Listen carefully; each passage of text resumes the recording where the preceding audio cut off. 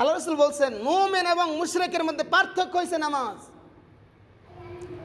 মুমিন নামাজ পড়বে আর মুশরিক নামাজ পড়বে না, তারা কাফের। তার মানে নামাজ একটা গুরুত্বপূর্ণ ইবাদত। ঈমান আনার পরে সবচেয়ে গুরুত্বপূর্ণ ইবাদত হইছে নামাজ। কারণ নামাজের দ্বারা মুমিন এবং কাফেরের মধ্যে পার্থক্য করা হয়। আর আল্লাহ তাআলা বলতেছেন ওয়াকিমুস সালাতা ওয়া আতুজ যাকাত, তোমরা কি করো? নামাজ কায়েম করো এবং যাকাত প্রদান করো। একবার না, কুরআনুল কারীমের মধ্যে 82 থেকে 84 জায়গার মধ্যে আল্লাহ তাআলা সরাসরি বলছেন ওয়াকিমুস সালাতা ওয়া আতুজ যাকাত, তোমরা নামাজ কায়েম করো এবং যাকাত প্রদান করো। একবার আর দুইবার বলে নাই। এখন আসেন, আমরা মুসলমান যারা কম বেশি সবাই নামাজ পড়ি না? মুমিন যারা তারা কম বেশি সবাই নামাজ পড়ে। কিন্তু আমরা মুমিনের মধ্যে নামাজ পড়ি যারা, তাদের মধ্যে অনেকে যাকাত দেয় না, আছে না? অথচ মুমিনের ঈমান আনার পর তার করণীয় হয়েছে নামাজ। নামাজের সাথে আল্লাহ তাআলা বলতেছেন যে ওয়াকিমুস সালাহ, তোমরা নামাজ যেরকমভাবে কায়েম করতেছো, প্রতিষ্ঠিত করতেছো, তোমরা যাকাতও সেরকমভাবে প্রতিষ্ঠিত করো। আল্লাহু আকবার। সবচেয়ে কষ্টনীয় বিষয় এই জায়গায় মালের যে যাকাত, এটা আমরা দিতে চাই না। এইদিকে আমরা খুব কৃপণ।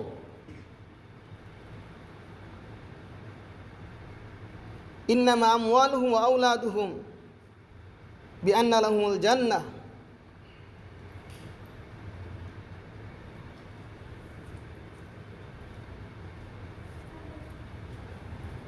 আল্লাহ তাআলা সম্পদ এবং সন্তানের বিনিময়ে জান্নাত দিবে, জীবন। আরেক জায়গায় বলতেছে ওয়ানুসুকি ওয়া মাহইয়ায়া ওয়া মামাতি লিল্লাহি রাব্বিল আলামিন, আমার জীবন, আমার মরণ, আমার সম্পদ, আমার টাকা পয়সা, আমার সব কিছু একমাত্র আল্লাহর জন্য। কে বলবে এটা? মুমিন বলবে। আল্লাহ তাআলা বলতেছেন কি ওয়াকিমুস সালাতা ওয়া আতুজ যাকাত, মুমিন তোমার উপর নামাজ যেরকম ফরজ, তুমি নামাজ পড়তেছো যেরকম ভাবে, ঠিক তদ্রূপ ভাবে তুমি যাকাত প্রদান করো। যাকাত প্রদান করার মাধ্যমে সুদ ভিত্তিক যে সমাজ ব্যবস্থা, এটা বিলুপ্ত হয়ে যাবে। যাকাত ভিত্তিক সমাজ ব্যবস্থা চালু হবে। আল্লাহ তাআলার বিধান এটাই। আল্লাহ তাআলা এই কারণে বলতেছে ওয়া হাল্লাল্লাহুল বাই'a ওয়া হারামার রিবা, আমি ব্যবসাকে হালাল করছি কিন্তু সুদকে হারাম করছি। ব্যবসার নামে যারা সুদ খাইতেছো, ঘুষ খাইতেছো, যারা নাকি জিনা করতেছো, আল্লাহ রাসূল বলেন যে 1 টাকা সুদ খাওয়া মার সাথে 70 বার জিনা করার চেয়ে বেশি নাফরমানি। অথচ এই সুদকে ইন্টারেস্ট বানাইয়া ব্যবসা চালু করে দিচ্ছে। কোনো জ্ঞানী বান্দা, কোনো জ্ঞানী মুমিন, জ্ঞানী মুসলমান, কোনো সজ্ঞান আদম সন্তান, সে মুসলমানও না, কাফের, কোনো মুশরিকও যার বিবেক আছে, সে কখনো মার সাথে এরকম জিনায় লিপ্ত হবে না, তার দ্বারা সম্ভব না। কিন্তু ওই লোকগুলাই তার সে বড় পাপের সাথে জড়িত। আল্লাহ বলে যাকাত দেন, ওরা কোন না সুদ খান। ওয়াকিমুস সালাতা ওয়া আতুজ যাকাত, তোমার উপর নামাজ ফরজ করা হয়েছে, তুমি নামাজ প্রতিষ্ঠিত করবা, নামাজ কায়েম করবা। ওয়া আতুজ যাকাত, তুমি যাকাত প্রদান করবা। এখন নামাজ আমরা ঠিকই পড়ি কিন্তু যাকাত দিতে রাজি না। আরে নামাজ পড়া যেরকম ফরজ, যেই মাওলাই নামাজ ফরজ করছে, নামাজের কথা বলছে, সেই মালিকই পাশাপাশি যাকাতের কথাও বলছে। এখন অনেক মানুষ দেখা যায় সমাজের মধ্যে মালে নেশাব পরিমাণ সম্পদের অধিকারী সে, কিন্তু বছরে কয় টাকা যাকাত আসে?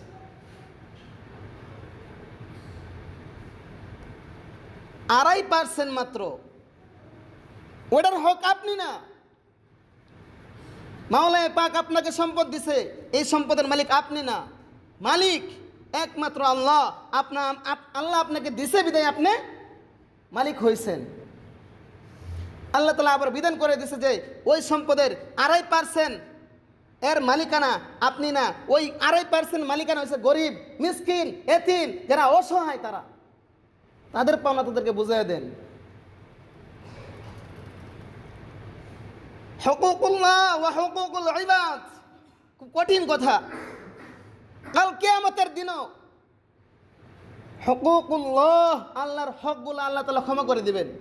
কারণ তিনি রহমান, তিনি রহিম, তিনি গফফার, তিনি সত্তার, তিনি কারীম। তিনি আপনি আমাকে বানাইছেন অনেক দয়া করে, মায়া করে।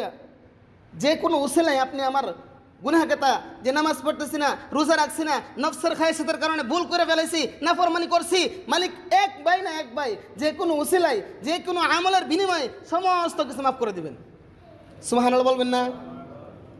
কষ্ট হইতেছে? রোজা রেখে আমি কথা বলতেছি, আমার কষ্ট হয় না? আপনাদের কষ্ট হইতেছে? আরে সুবহানাল্লাহ একবার বলেন না। এই রমজানের মধ্যে একবার সুবহানাল্লাহ বললে কি হয় জানেন? রমজানের বাইরে কমপক্ষে 70 বার বলে যে সবাই তার সমপরিমাণ সব আল্লাহ তাআলা লিখে দিবেন। আল্লাহু আকবার।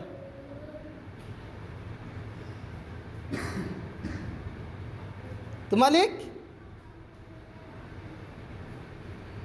আমরা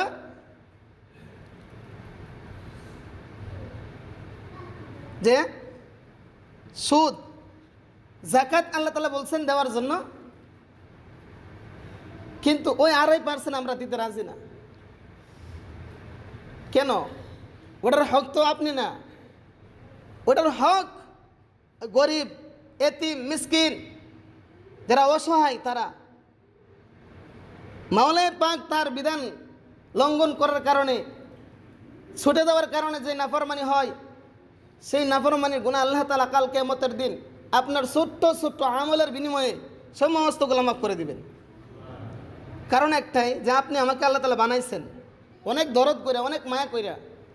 যদি আমার ভিতরে ঈমান আছে, যেহেতু মান ক্বালা লা ইলাহা ইল্লাল্লাহ ফাদখালাল জান্নাহ, আমি যেহেতু লা ইলাহা ইল্লাল্লাহ বলছি, মুহাম্মদ রাসূলুল্লাহ স্বীকার করছি, আল্লাহ তাআলা আমাদেরকে জান্নাত দিবেন। এই উসিলায় ঈমানওয়ালাদেরকে আল্লাহ তাআলা বিভিন্ন আমলের বিনিময়ে ছুটে যাওয়া আমলগুলা ক্ষমা করে আল্লাহ তাআলা জান্নাতের ফয়সালা করবেন। কিন্তু হ্যাঁ, ওয়া হুকুকুল ইবাদ,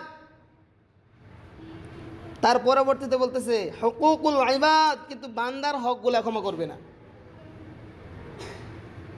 বান্দার হকগুলা ক্ষমা করবে না যতক্ষণ পর্যন্ত ওই বান্দার কাছ থেকে আপনি ক্ষমা না মঞ্জুর করাইতে পারেন।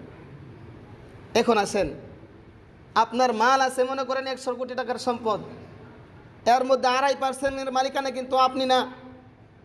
আল্লাহর বিধান অনুযায়ী ওই 2.5%-এর মালিকানা এতিম, মিসকিন, গরিব, অসহায়, যারা নাকি সমাজের মধ্যে নিম্নবিত্ত, তাদের সম্পদগুলা, তাদের মালিকানা তাদেরকে বুঝায় না দেওয়া পর্যন্ত আপনি কি ওই আযাব থেকে আপনি মুক্তি পাইবেন না। আল্লাহ রাসূল বলেন, যাদের উপর যাকাত ফরজ হয়েছে তারা যদি যাকাত না দেয়, কাল কিয়ামতের দিন ওই যাকাতের আপনার সম্পদ, আপনার যে অর্জিত সম্পদ, গচ্ছিত সম্পদ, তা সাপ হয়ে আপনার গলার মধ্যে ঝুলাই দেওয়া হবে। ওই সাপ আপনাকে দংশন করবে। শুধু এখানেই শেষ নয়, ওই সম্পদকে আপনার গলার মধ্যে তসবির সরান্নে বানায় ঝুলাই দেওয়া হবে। ওই সম্পদ আপনাকে আল্লাহ তাআলা সম্পদকে তামার নেই গরম করে পিঠের মধ্যে সিল মেরে দিবে। ওই সম্পদ কাল কিয়ামতের দিন আপনার আযাবের কারণ হবে।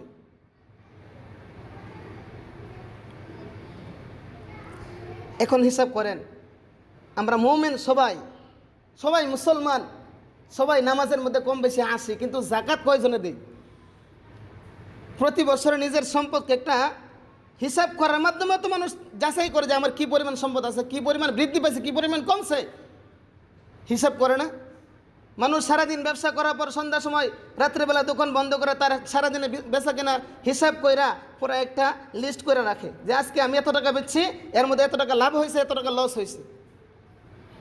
মুমিনের সম্পদ তো এক রমজান থেকে আরেক রমজান পর্যন্ত যেই সময় অতিবাহিত হবে, তারপরে আবার একটা বাৎসরিক একটা হিসাব করবে। হিসাবের পর যদি দেখা যায় যে মুমিনের সম্পদ মালে নেশাব পরিমাণ হয়েছে, তাহলে সেই মুমিন তার মালের 2.5% জাকাত হিসাবে গরিবদেরকে দিয়ে দিবে। এটা মুমিনের খাসলত, এটাই মুমিনের চরিত্র, এটা মুমিনের করণীয়। যেমন করণীয় নামাজ, তেমন করণীয় তার জাকাত। কারণ রব্বুল আলামিন বলতেছেন ওয়াকিমুস সালাত ওয়া আতুজ যাকাত, হে ঈমানওয়ালারা তোমরা কি করো? নামাজ কায়েম করো এবং যাকাত প্রদান করো। একবার দুইবার বলে নাই, 82 থেকে 84 বার কোরআনুল কারীমের মধ্যে আল্লাহ তাআলা বলছেন।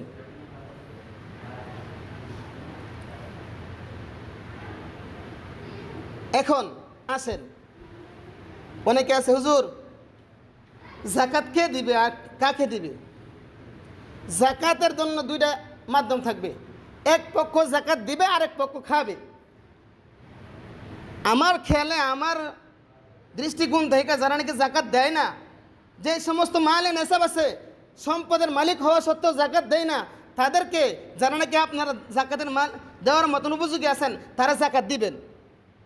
কারণ এটার দ্বারা তারা এতটুক বুঝতে পারবে যে আমাকে হয়তো যাকাত দিতে হবে না তো খাইতে হবে, দূরত্ব একটা। আর তুমি মুমিন, তুমি মুসলমান, তুমি নামাজি, তুমি ঈমানওয়ালা, তোমার সম্পদের যাকাত দিবে না, যাকাত না দাও তাহলে বোঝা গেছে তুমি কি যাকাত খানেওয়ালা। শ্রেণী তো দুইটা, একদল যাকাত দিবে আর একদল যাকাত নেবে। যদি তুমি যাকাত দিতে না পারো, মনে করো দিতে না আমি মালে নেশাব না, তাহলে তুমি যাকাত খানেওয়ালার দলে, তাহলে যাকাত নাও। এই প্রথা যদি সমাজের মধ্যে চালু করা যাইতো, তাহলে অনেক মুমিন রূপী, মুসলমান রূপী মুনাফিকদের চেহারা উন্মোচন হয়ে যেত, যারা নাকি সম্পদ থাকা সত্ত্বেও কোনো হিসাব করে না, যাকাতের তোয়াক্কা করে না, যাকাত দেওয়ার মতন কোনো মন মানসিকতা নাই, তাদের মুখগুলা উন্মোচন হইতো। কারণ আল্লাহ তাআলার ভাষা অনুযায়ী কি করে, যারা নাকি যাকাত দেনেওয়ালা তারা যাকাত দেবে, আর যারা নাকি যাকাত দেওয়ার উপযোগী না, মালে নেশাব না, তারা যাকাত খাইতে পারবে, তারা যাকাত নিতে পারবে। এটাই ইসলামের বিধান।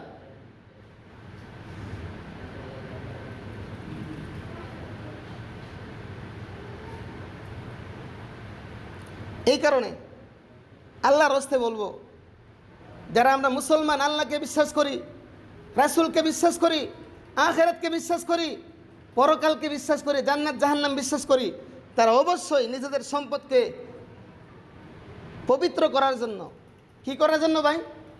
পবিত্র করার জন্য, নিজেদের সম্পদকে পবিত্র করার জন্য। আরে রোজা রাখতেছি নিজেদের দেহকে পবিত্র করার জন্য। আমাদের শরীরের জিসিমের যাকাত হচ্ছে রোজা। আল্লাহ রাসূল এক হাদিসের মধ্যে বলছেন,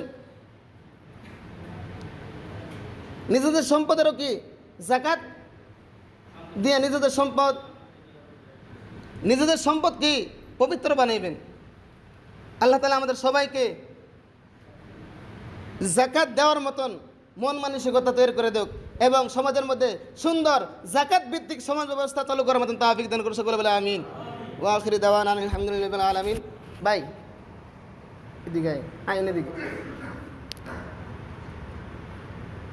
তারাবির বিষয়ে কথা বল, আমি একটু যেহেতু নিজের ডুল নিজে ফিরাল লাগে না, কিন্তু এর পর আজকে একটু ফিরাই, আসলে মানুষ নাই, তারপরে কিছু বলা লাগে।